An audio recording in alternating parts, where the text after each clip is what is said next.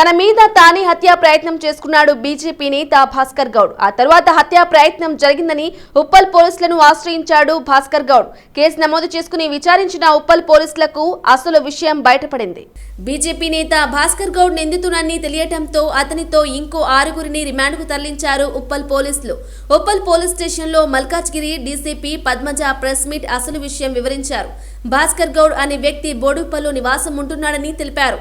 ఇతను సినీ నిర్మాతగాను బీజేపీ హిందూ ప్రచార కమిటీ సభ్యునిగా వ్యవహరిస్తున్నారని తెలిపారు డీసీపీ పద్మజ. అయితే తను సమాజంలో పలుకుబడి కోసమో ఈ మర్డర్ ప్లాన్ చేయించుకున్నాడు అని తెలిపారు డీసీపీ.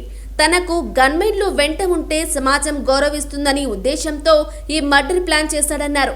ఈ మర్డర్ ప్లాన్ కు సహకరించి భాస్కర్ గౌడ్ తో పాటు మరో 6గురిని అదుపులోకి తీసుకుని రిమాండ్కు తరలించిన ఉప్పల్ పోలీసులు ఇంకో 2 పరారీలో ఉన్నట్లు తెలిపిన మల్కాజ్గిరి డీసీపీ పద్మజ.